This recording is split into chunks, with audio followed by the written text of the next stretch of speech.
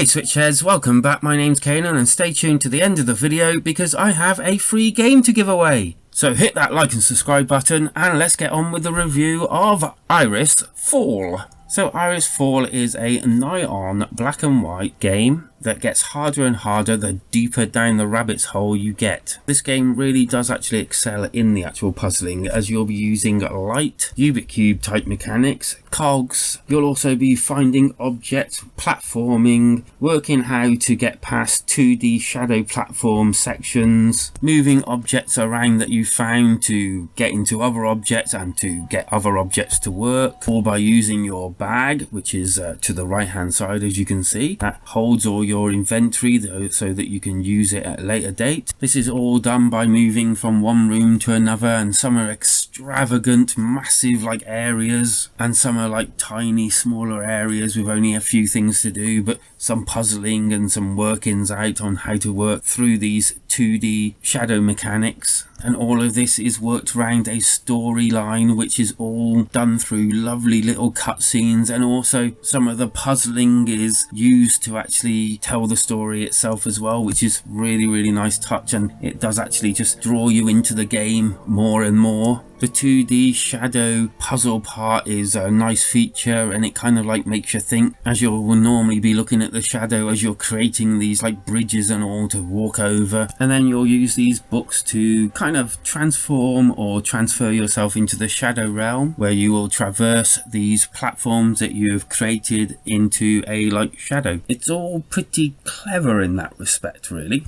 I found no problems using handheld, and I also found no problems using the TV, and so let's hit up the graphic side of it. Well, to me it looks kind of great. I mean, most of it's static anyway, but everything looks really neat, almost like a Iron Giant meets Alice in Wonderland type vibe about it. And as I said before, apart from a few little bits here and there, the whole game is practically grey, black, white, and kind of like has an eerie feel about it. And talking about eerie, the audio is all kind of minimalistic. You won't hear anyone talking in here. There's no vocalizations at all. The story is just told through the pictures and these little silent cutscenes where here and there you'll get a little bit of music, but that's about it. Other than that, it's mainly just the sounds of levers and things shifting around that you move yourself. And again, coupled with the graphics, it gives it this kind of eerie feeling to the whole game.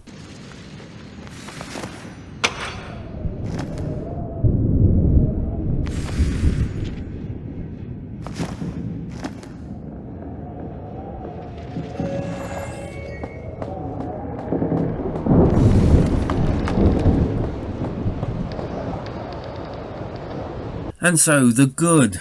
It looks nice and feels eerie. Puzzles are the right end of fun, you know, not too much that you get so frustrated you just don't want to play it. It's just that right side of frustrating. The puzzles take longer and longer as you get into the actual game, and yeah, that is actually what I want. I want it to get harder. I want it to challenge me as I go on. I like the way the storytelling's told through these little pictures and cutscenes. As I've said before, it just feels like a great way of telling the story and something different. I also like the use of the environments, you know, the set pieces, how they've made them and all. I'm not going to spoil them all because that would just be cruel, but it is a nice use of them and a nice creative palette through the whole game. And the bad, well, it's a short game for your buck and doesn't really have that great replayability because all the puzzles are the same no matter how many times you run through it, which kind of makes sense, but it just stifles that lastability once you've completed the game. I would say you probably get 3 to 4 hours playthrough on this, depending on how good and how fast you solve the puzzles. I also found the controls were slightly unresponsive at times whilst using objects or trying to like click on that A or Y. I found myself moving around objects just to try and get it precisely where it wants me to get it in order to click on it. The score. Well, I rate games out of 5, and I'm going to give Iris.Fall a solid 3 out of 5. Pretty good, above average puzzle game that does offer a little bit more than most games, but fails on the fact that there's hardly any replayability to it, which kind of brings down the value of the game somewhat. But for the price that they're asking, it kind of balances itself out. So they're not asking a fortune for it, and yeah, you'll only get one playthrough, but I think you'll enjoy the playthrough. It's a fun game. I enjoyed my time within it, and it can later on be very frustrating, but in a good way. That good frustrating. And so it's your turn. Are you tempted to buy this, or are you just going to let it fade into the shadows? Let me know down in the comments. And why not hit that like and subscribe button while you're at it? You'll be doing the channel a massive favour. And hey, comment down below and I'm going to give one lucky winner a free code for Writhe, which is out on the 15th of this very month. And you could be playing it before it's even released. So hit that like and subscribe button and leave a reasonably nice comment down below, and I'm going to pick a winner for this code. So good luck, and life is better when we all switch together.